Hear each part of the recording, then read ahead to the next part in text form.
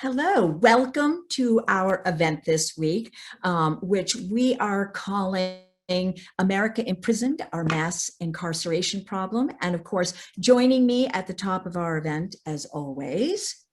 Hi, I'm Rick Levert. I'm the program director of the Science and Entertainment Exchange, which is a program of the National Academy of Sciences. And so we are very happy that we have two fantastic speakers with us today.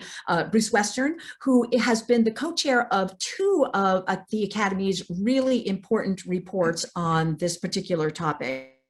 In 2014, we had a very influential report called, and I think Sachi will put the links in the chat, one of which is called The Growth of Incarceration in America, and that was a highly influential report.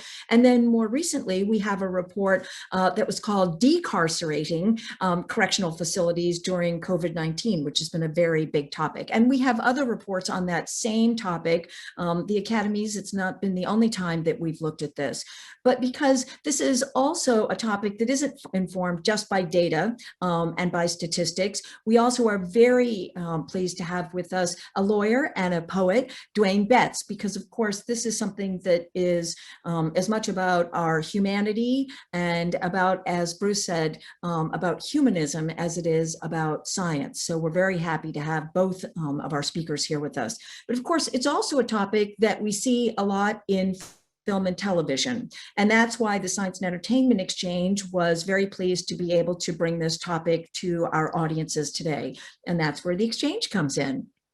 That's right. If you haven't heard of the Science and Entertainment Exchange, this is your first event. If you're a writer, producer, studio executive, storyteller, really in any mass media format, if you have a question about science, you can call us or contact us. Sachi's putting that info in the chat, I believe. We will connect you with someone who knows what they're talking about, and it's a free service. And so if you are a STEM professional, and this is the first you're hearing about what we do, please do reach out. We're always looking for more people to connect with storytellers. We've done over 3,300 consultations since we opened our doors. I like to say just about every Marvel film since Iron Man 2. And we do documentaries as well. I want to thank our sponsors today. Howard Hughes Medical Institute in particular. Without HHMI, we would not be able to do this programming, when we also get major funding from the Alfred P. Sloan Foundation and individual donors like you. Thank you so much if you donated to today's event. We greatly appreciate it. It goes right back into this programming and to allow us to do more. So I also want to thank Courtney, Sachi, Jeff, and Ameche for doing all of the back end work on these events, because Ann and I could not do them alone. You guys really make it happen. So today, in just a moment, you are going to hear sort of an in conversation. You're going to hear framing and a conversation between our two speakers. If at any time during the event you have a question about mass incarceration or any of the topics that they cover, you can put it into the Q&A, which should be here or here, depending on what kind of device you're using. And I will be dutifully watching that feed. And at the end of the event, towards the end of the event, I'm going to pop on and try to get through as many questions as possible. We always have more questions than we have time for, but I'll try to get to as many as I possibly can. If we don't get to your question, I am so sorry. And for a rabbit hole, I had an article that I was going to post. These are our rabbit hole items, are things that we, while we were researching the event, we got lost in. But actually on the prep call today with Dwyane, I asked him how one can donate books to prisons. And he recommended his own organization, which does tremendous work. I'm happy to say I have already donated, Dwyane. So please, if you do have a few extra dollars, take a look at freedomreads.org. They're doing great work. Yeah, that's an excellent rabbit hole. And I'm really glad that you switched at the last minute. That's how nimble we can be. And so the rabbit hole that I wanted to mention, it was a podcast that I've been listening to, and it's called On Our Watch. It's a joint production by KQED and NPR, and it's based on case files of police misconduct and serious use of force that the podcast now has access to because of a change in California law that allows reporters to have access to these files. It's a hard podcast to listen to. It's a little harrowing and a little horrifying, but I think it's important for us to hear that. Much like the conversation today. It's a little harrowing to think about some of these things, but also important. As I said, we were really happy to have both of our speakers. It's also really gratifying to us when we can have speakers of this caliber. So Bruce Western not only was the co-chair of two very important reports that we have, but he's also a member of the National Academy of Sciences. And I think those of you who have been with us before always know that I like to mention the fact that being a member of the National Academy of Sciences is perhaps the highest honor in American science. And so being a member is a very big deal in our world, but also in the world of science. And so I do want to call Bruce out for having that distinction and that honor. So that is something that we want to mention. But we also want to mention that Dwyane is a recent recipient of a MacArthur Fellowship. And so that also is a very big deal and a very big honor. So to have two people of this caliber on our stage at the same time is something that we wanted to make sure that we mentioned today. And so we want to, without further ado, hand this over to Bruce and for us to skedaddle, because obviously you are here to hear from our two speakers. And so Bruce, thank you very much for being with us today. And Rick and I will leave and we'll let you set some framing remarks at the top of the event, and then we'll let you ask Dwyane to join you when you are ready for that. So thank you. Great. Thanks so much, Anne and Rick, for the invitation to speak to everyone today. And I got to say, it's an honor to be on this call with Dwyane, whose work I've admired for a long, long time. I thought what I might do to set up this conversation is provide a little bit of introductory information about our big theme today, which is mass incarceration. And this term mass incarceration, this was coined by the sociologist David Garland, and Garland said, he was writing in the early 2000s, and he said, mass incarceration really consists of two things. First thing is that it's a level of incarceration. Our prisons and jails are so large that their scale is comparatively and historically unusual. And I'll talk in a sec about what that means exactly. But then he goes on and he says that it's so socially concentrated. Incarceration is happening at a very, very high level in such a small number of communities that we're no longer incarcerating the individual, but we're incarcerating whole groups in society. And for me as a sociologist, this is a really interesting idea. At what point are we no longer incarcerating the individual, but we're incarcerating the group?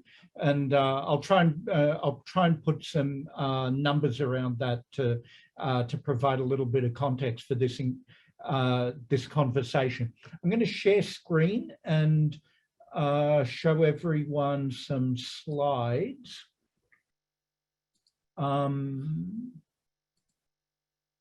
And I hope you're able to see my slides now. And so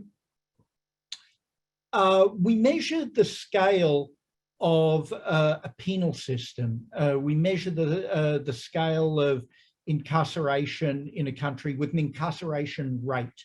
And that is the number of people on an average day who are behind bars. And if we look at Western European countries, the incarceration rate in Western Europe is around 100 per 100,000. So that means about 0.1 of 1% of the population on any given day are locked up in Western European countries. But if we look at the United States, the scale of incarceration is almost an order of magnitude higher. So in the US, our prisons and jails give us an incarceration rate of about 700 per 100,000, 0.7 of 1% of the population.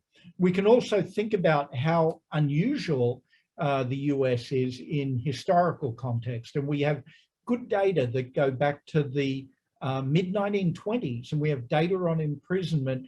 And from the mid-1920s to the early 1970s, the scale of imprisonment in this country was about 100 per 100,000, about the same as what it is in Western Europe today. But in the early 1970s, the system began to grow, and it grew every year for the next 35 years. Now it's ticked down a little bit over the last 10 years, but we're still living with an incarceration rate in America that's about 4 times higher than the historic average through most of the 20th century. So in international terms, America is the world leader in incarceration. And in historical terms, we're in a very unusual period of history where American society is punishing on a scale far greater than it did through the last century. What does this mean in terms of numbers? It means that there's about 1.6 million people in state or federal prison. That's not the entire incarcerated population, because there's another 730,000 people in local jails. And these are mostly people who are awaiting court action on their cases, or they're serving very short sentences. This isn't the whole correctional population, because there's another 850,000 people out in the community who are reporting in a regular way to a parole officer. So they're under correctional supervision, but that's happening out in the community. That's not the whole community corrections population, because there's another 4 million people on probation in the United States. So they're typically serving suspended sentences, and they're meeting with a probation officer in a regular way in the community. And you add it all up, it's about 7 million people in America are under some kind of correctional supervision. And this is historically very novel. These very high rates of correctional control have only emerged over the last few decades. Now, as striking as these numbers are, this is not what is most important about incarceration in America. For me, as a sociologist, what's most important about incarceration in America is its uneven distribution across the population.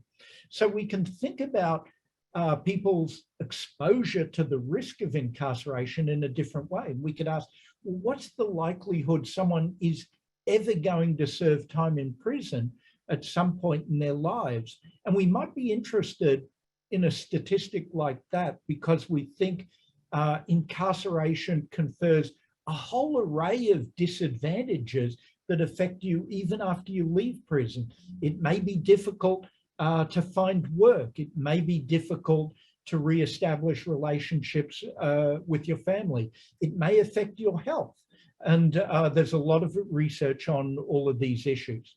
So we looked at a birth cohort. What if we thought about people who were born in the late 1940s? And if you're born in the late 1940s, you're reaching your mid-30s towards the end of the 1970s. So you're growing up before the American prison boom. And we looked at men, black and white men at different levels of schooling. And if you look at African-American men who have never been to college, and that's about half of all African-American men, if they're in this cohort that's born just after World War II in the late 1940s, we estimate that about 12% will go to prison at some point in their lives. If they never finished high school, the number's about 15%. So compare this generation to a generation later, born in the late 1970s, reaching their mid-30s by around 2009. And so this younger cohort is growing up through the American prison boom.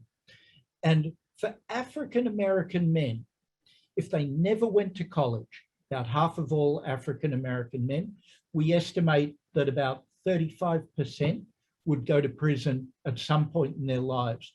If they never finished high school, about 70% are going to prison at some point in their lives. Now, this is happening, this pervasive imprisonment is happening among Black men with very low levels of schooling at a time when crime rates are at a historically low level. So what happened? Policy changed. Policy became much more punitive and incarceration was used much more readily for people who were convicted of felonies. When I show statistics like this, I think I'll stop sharing the screen now. When I show statistics like this, I think people's minds quickly go to the issue of crime, and they think, how much crime is there in those communities that have these really high incarceration rates? How much crime might be avoided with all of this incarceration?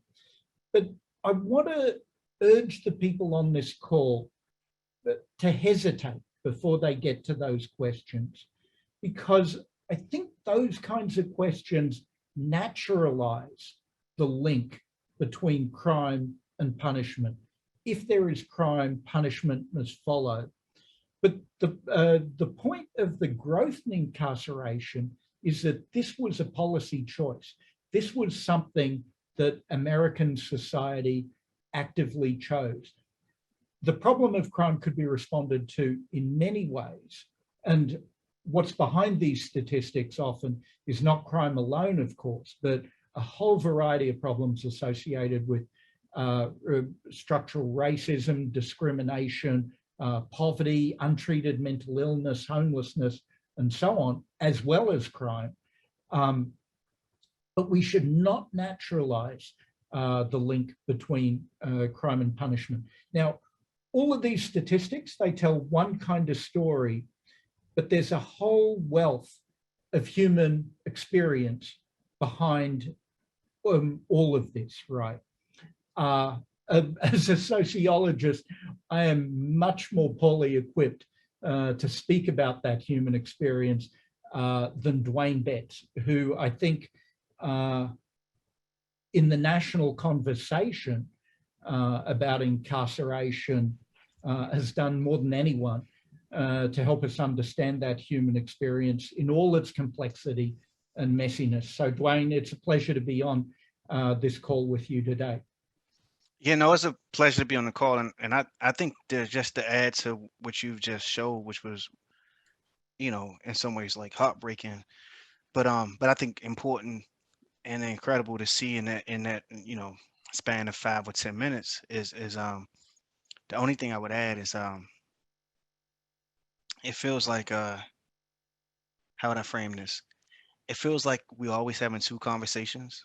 And I think about this story by Edward P. Jones, which I'm gonna look up in a second to remember the title, but it was published in the New Yorker, and it was about this guy who was coming home from Norton, and it had everything in it. The first sentence was like he didn't get caught for the first murder, and so all of a sudden you think this is somebody who killed 2 people, and it talks about the violence of Norton, and it talks about this character surviving that violence, but then trying to come home to a society and a world that just wasn't circumscribed by the same rules. And so you see the tension that violence and crime and mass incarceration wrought on this person's life. And again, the story was written before we understood mass incarceration as a thing that we call mass incarceration, which is also fascinating because I think it gives us a cue to maybe how the public or just how some people were thinking about this phenomenon as they expressed it in fiction. And I think what those numbers tell us, and what's powerful about those numbers, is it raises this question about how do we write work that revises the understanding that you get from a short story like Edward P. Jones's. And I still think the story is powerful, but I ask myself, was it missing something? And the only way that, only way that we could begin to understand the kind of decisions society made is to find a way to think through what they were thinking through years ago, years before this moment. Yeah. There's a political context, of course. I think about that a lot, and I think the political decisions that were made are also happening in a democratic context. Who has voice? Who has power in making these decisions? How do you think about things like that? I find your writing is so dialed in to the human experience how do you think about like macro social processes like the end of the civil rights movement and you know, the emergence of Ronald Reagan and Yeah, no, that's it. I mean, honestly, so I think I would probably say two ways. One, you know, my folks is we talk as if everybody marched. So as if the only way to participate in the civil rights movement was to march or be actively engaged, actively involved. And I find that I didn't come from a family of people who were telling me stories about having marched on Washington. So even if they did it, that just wasn't a part of the frame of social experience that I was hip to as a child.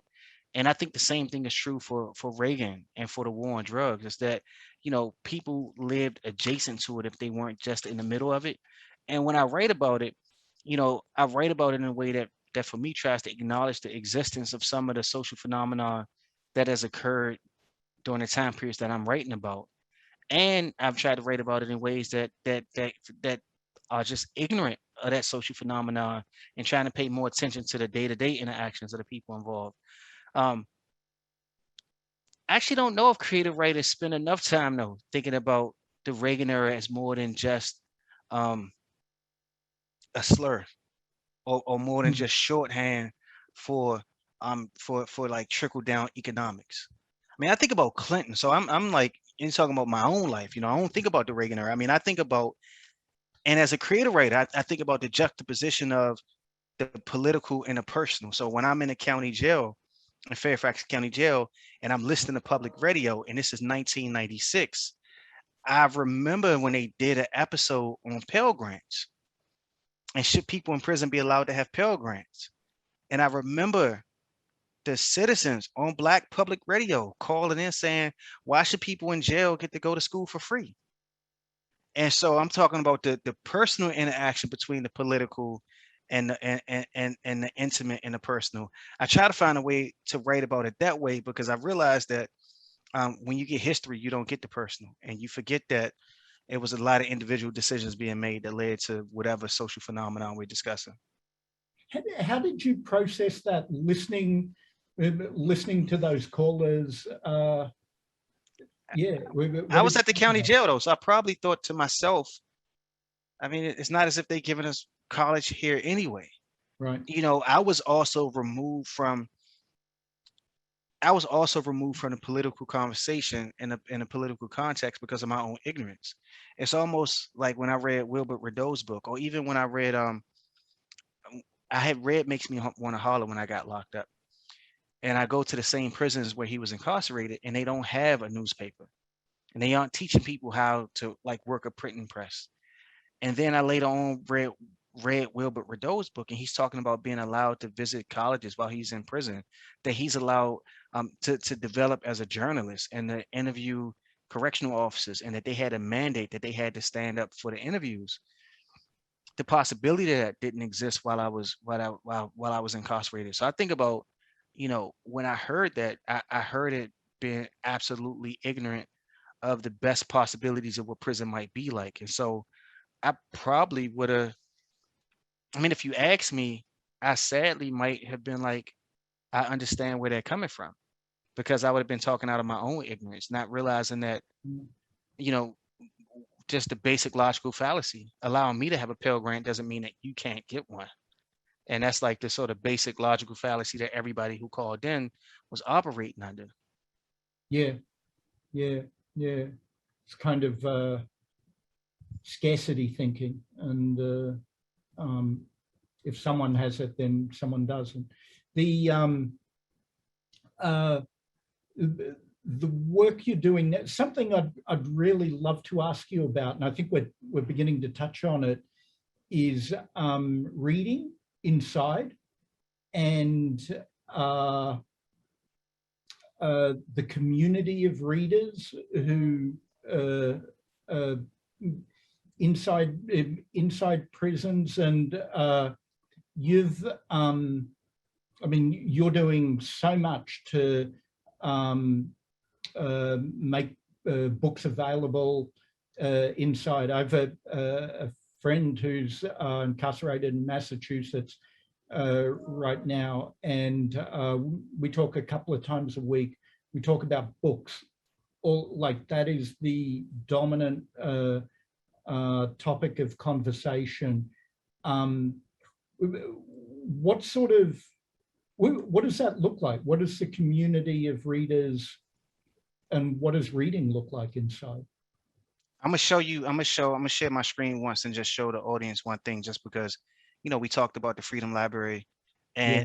and I think you asked a different question. You said, what does reading look like in the inside, which you said, what does it look like, as opposed to like, what does it feel like? And one, that question could be, what does it look like in terms of just like, what books do you get? How do you engage with books?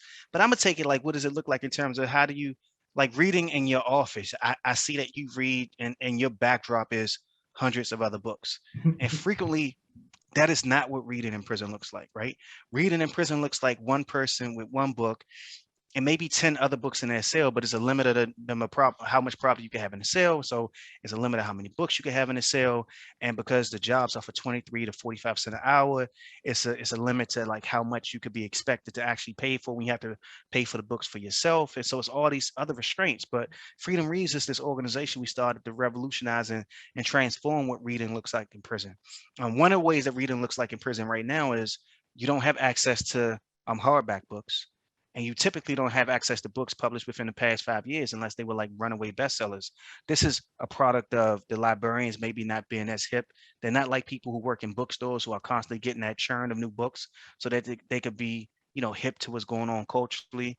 But also they just don't necessarily have a budget and they're buying books by the pound.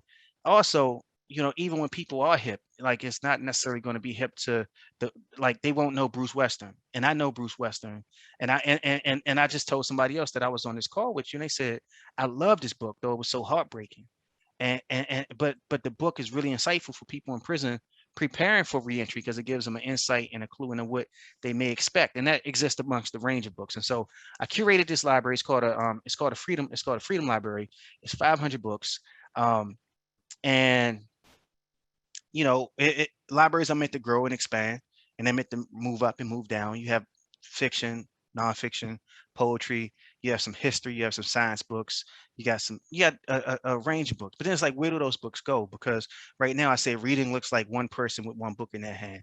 I want reading to look different. And so here at MCI, Norfolk, Malcolm X's prison, we were talking about this design, and the warden was like, man, you need 10 by 18 feet of space.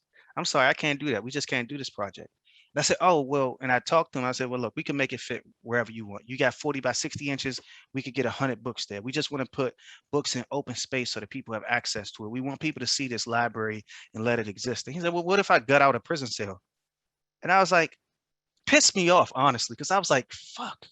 I never thought to ask them to gut out a prison cell, like my like imagination was limited by the constraints that I expected prison to impose on me as somebody trying to do creative entrepreneurial work.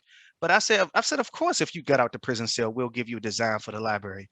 And so Mass Design, the same designers and architects who built Brian Stevenson's museum, they built hospitals, they built gardens, they built museums. Well, now they're building libraries. And this is the gutted out prison cell. The sort of arc right there, that's our essential design.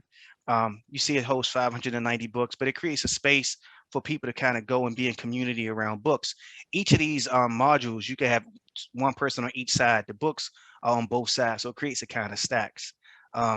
This is stuff that doesn't matter, but it does matter in terms of figuring out how the brass tacks of how you make this work. I mean, we had to like think about space in a real way and also create different designs that allowed the DLC to understand, real life issues. What does the Prison Rape Elimination Act demand in terms of how high the shelves are?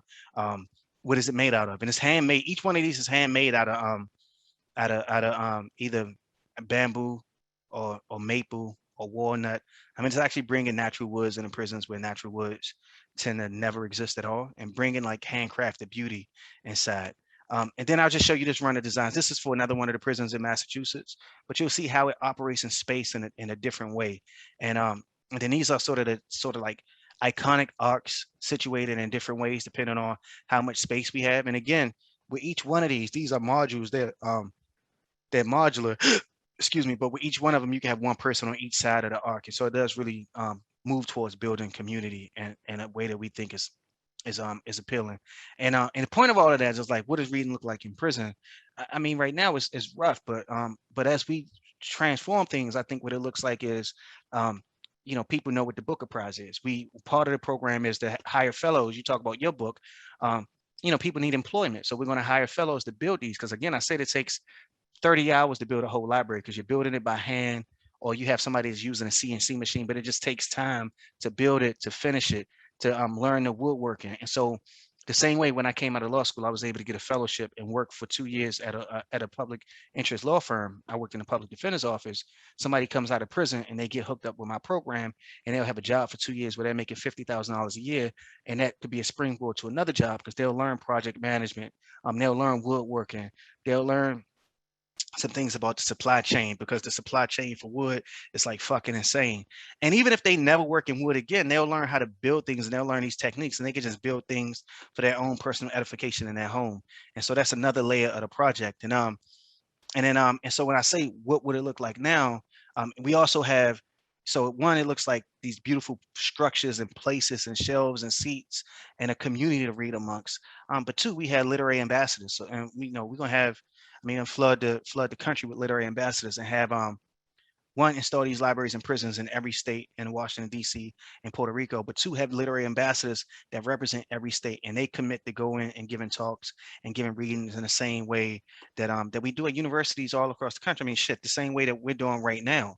The funny thing that the pandemic revealed is that, the kind of ingenuity of man and woman and the humanity, we figure out how to get shit done. And so even when we couldn't move during the pandemic, we could still have access to each other. All of a sudden, Zoom matters. But in the context of prison, they just shut down the visiting rooms. Yeah. We didn't think, and it's not the CO's fault. We would say it's the CO's fault, but it's our fault. And it's this weird, and I think that's the weird tension when you talk about mass incarceration, because we can't blame one person, so we blame the system, as if the system is just this amorphous beast that makes things happen. Or we blame Reagan, and part of that is because the machinery that makes it all possible is us, and it's wild that we can't pinpoint it, but we also can't pinpoint why Zoom is so effective, and we don't say, well, I don't know why we all use Zoom now. He's like, we all use Zoom because we wanted to figure out the problem, and so we were motivated to do it, and we found a way to do it.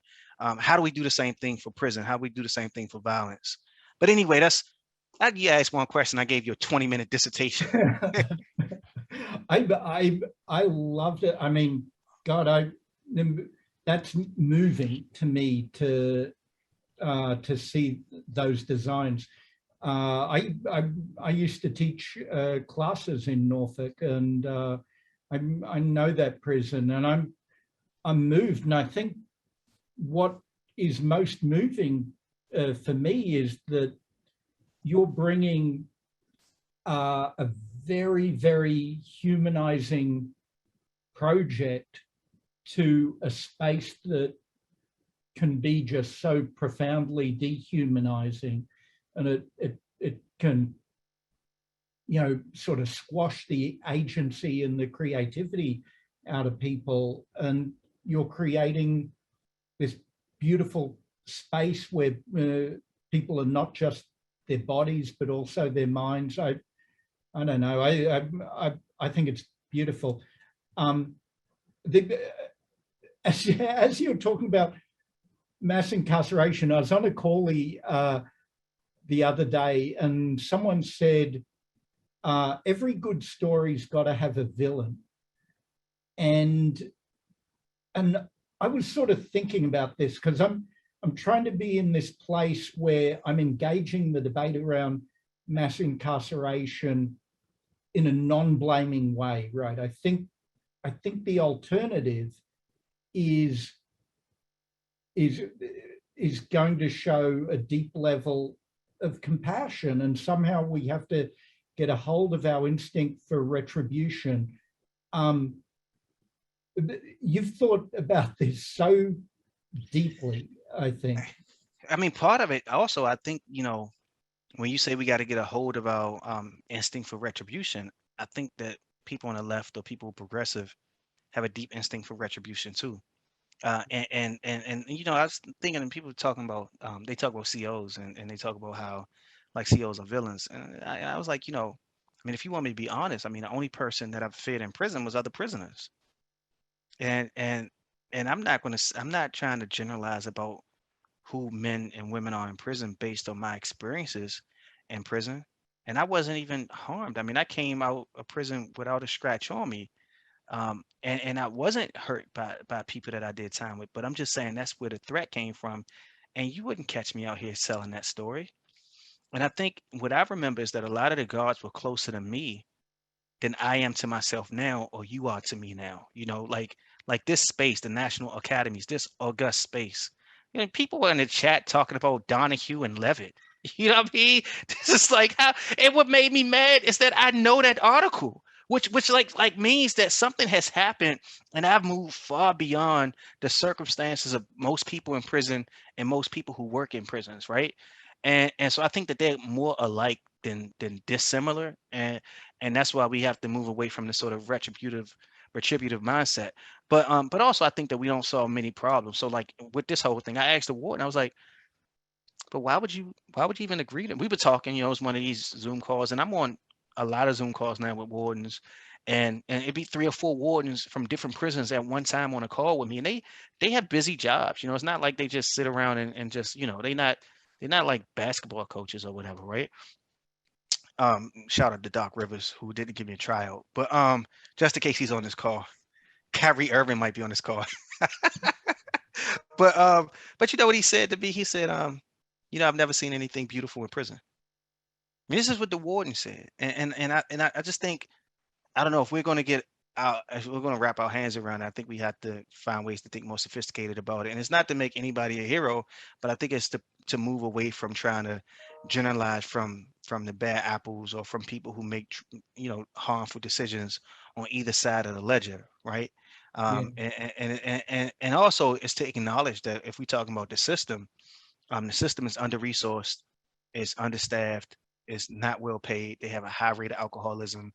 They have a you know, a high rate of staff turnover. They have a high rate of depression, and they have a higher rate of suicide than the general population. And so, you know, if we're thinking about who is responsible for so much of mass incarceration, I don't have to say who's responsible, but I can say that we haven't had the same change in policies that would have led to a decrease of incarceration. I mean, in Virginia right now, you look at it, at the center of the gubernatorial race is the parole board. Mm. And what's absurd about that is the parole board had an uptick in grants of parole from 4% to 12%. And it became a political hot potato. Literally, like you know, the Republican challenger for governor says, would you still appoint parole chair Adrian Bennett if you had the chance to do so today? And literally the grant rates rose from 4% to 12%. It wasn't radical. And everybody who was going up had been locked up since 1995 because they abolished parole. So everybody had been locked up for 20, 25 years. I mean, there's a certain absurdity to the conversations that we have. So for me, it's not like, who do we blame? Because I'm with you. Let's move away from that. But it is like, who has the agency to make real substantive change? And I actually think like parole boards are like low hanging fruit. You know, you can make functional parole boards that far more aggressively release people from prison, and you can have parole boards that are more actively speaking out and saying the reason why we feel uncomfortable releasing people is because you don't provide the opportunity for X, Y, Z, and those things need to happen. Yeah. What's the connection between your work as a lawyer and your work as an artist? I just think I to some degree I try to do both a bit. You know, as a poet, I try to as a poet, I try to create art that reflects the world I want to live in, and as a lawyer, I try to do the same thing. Yeah. Yeah. It's a very, very elegant answer. Very elegant answer to that question. I want to touch on the topic of violence. You mentioned it earlier, and I think, you know, this is kind of a third rail in our political debate, right? And I could see this arising in the crazy political debate you talked about in Virginia or around parole and the specter of violence resulting from a tiny increase in parole release for people now who are well into midlife, right? And they're, I mean, in their 40s and 50s, but sort of violence lurks in the back of that that political debate. How should we think about that? Can we think about the social problem of violence in a way that isn't vengeful or doesn't demand punishment? Yeah, I mean, I definitely think we can. I think one of the ways is so one thing is I think that first of all, we can't ignore violence, right? And I do think that we haven't like always been able to have productive public conversations about violence. And it's hard to have public conversations about violence like in the moment. But I also think that maybe it's more meaningful to think about the kind of conversations that we would have 5 years down the line, 10 years down the line, and find a way to bring more light to those kinds of conversations, because you do have a lot of people having productive conversations around violent acts that have occurred. You have a lot of people who do restorative justice work, and that work doesn't have to be the end all and be all, but it offers a pathway towards like a different narrative. It offers a pathway towards a different understanding of what's possible, and that, you know, what's possible doesn't have to be determined right now. And the tragedy of it is that, you know, people aging out of violence when they get into their late 30s, early 40s and 50s, but they're still being punished for things that happened when they were really young. And they're still being punished for things that happen by people who do who are really young when they do it. And so it's this kind of catch-22, because you can't escape the violence you committed, but you're also locked into the violence of that other people are committing who are children. So but what's radical about it, like one of the stories, one of the pieces, one of the projects I want to work on is we talk about like growing up in prison. One of the questions is, what does it mean to grow up in prison? You know, what does it mean to go to prison when you're 16 and do 20 years? Because you literally are having, like, you're finishing up puberty in prison. You're going through your early 20s, your 30s, your 40s, like all of that is happening while you're in prison. And I got a cohort of friends of mine who went inside when I went inside. You know, I've been out for like 16 years. I have 2 children, you know, been to college, lived in 3 different states, worked in a lot of different spaces, worked retail, worked in paint stores, worked as an academic, worked as an artist. Like, I've lived a lot of sort of different lives. And I lived in graduate housing in 2019. So it's not as if, you know, I lived like without struggle. It's not as if, you know, I'm doing pretty good now, but that is not a reflection on how the past 16 years of my life have been financially, or in terms of having like social, economic, and emotional stability, right? But what does that mean for a person who's lived those 16 years in prison?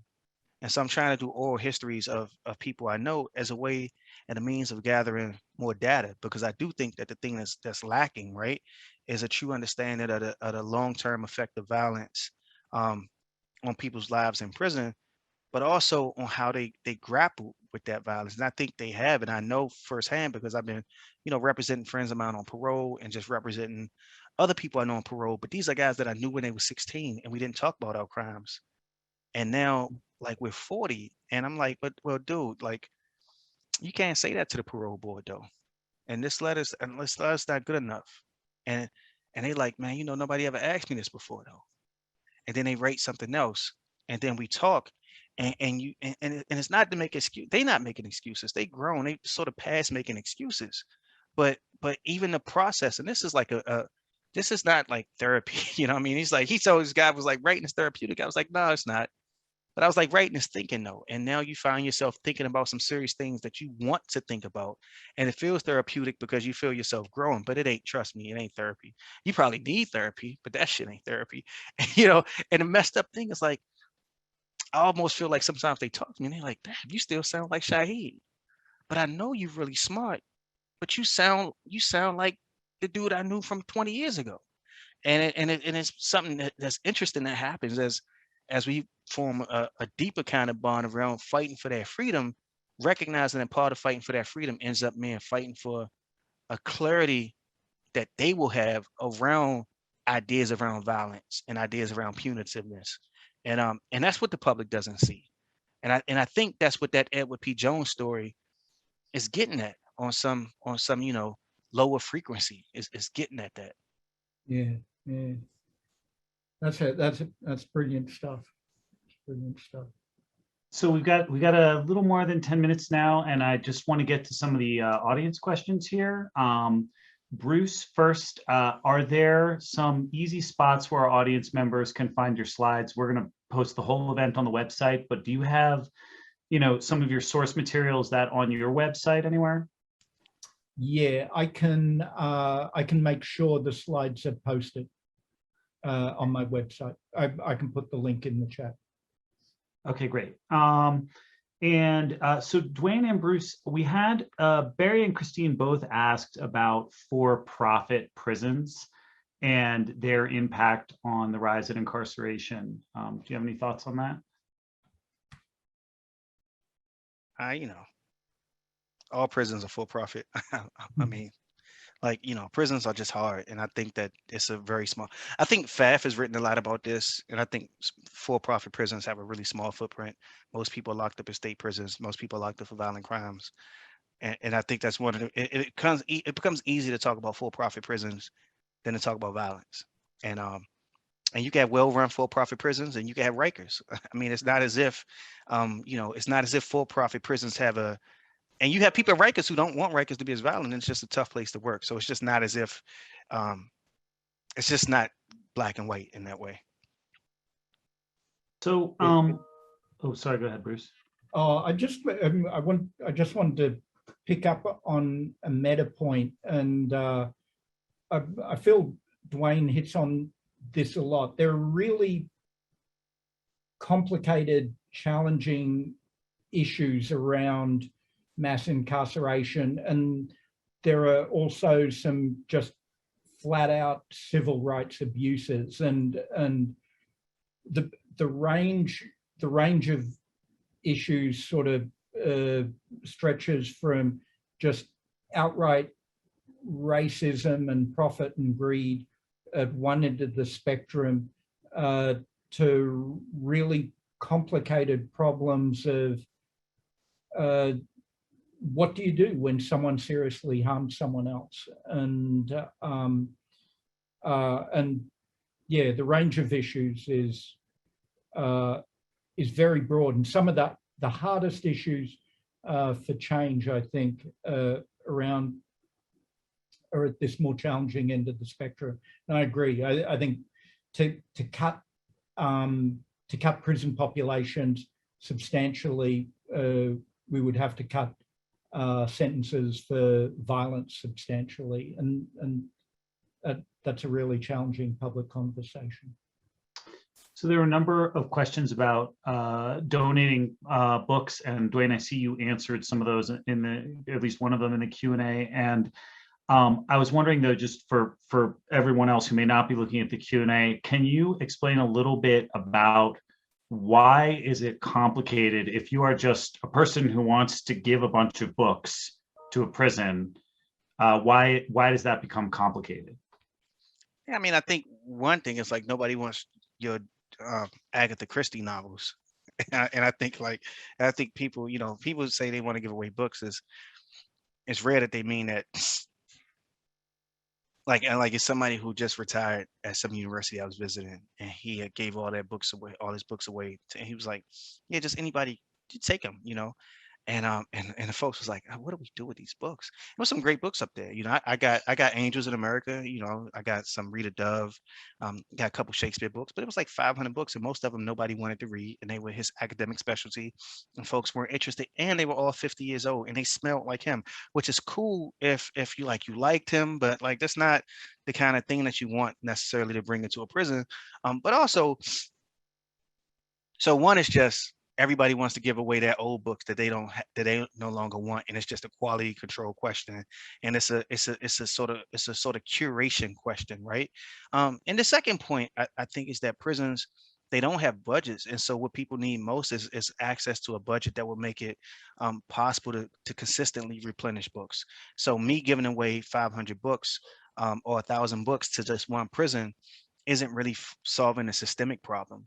And then in terms of just giving books to individuals, I think it goes back to some of the policies that we created over the years, that the prison is trying to, maintain his sense of safety. So they also just don't want a random person to send a book in, because they imagine you might be trying to slip in contraband.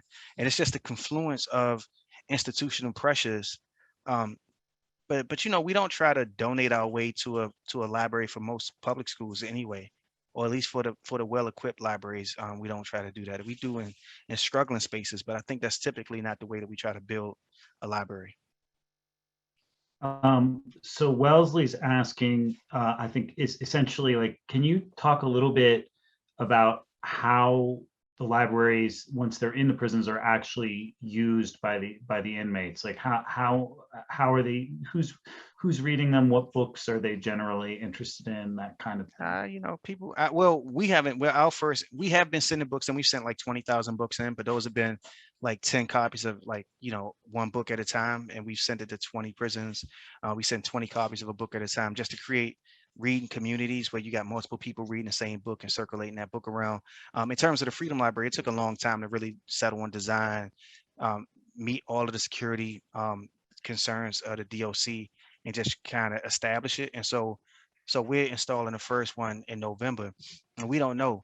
But I think that, honestly, it's like, I don't like want to say this way. So first, my sort of arrogant response is, they're gonna read what I give them, which is like arrogant and foolish. But then they say, what does that mean? And I'm like, well, we sent out a survey. We got thousands of suggestions for books. We were in conversation with dozens of scholars. We had focus groups with like multiple people all across the country, where they would jump on a Zoom like this and talk about books they love. And we reached out to folks in prison. And so, like a library, it's like a personal library is a combination of books that you love and you want to return to, books that you always wanted to read and haven't gotten a chance to get to yet, and books that people have given you.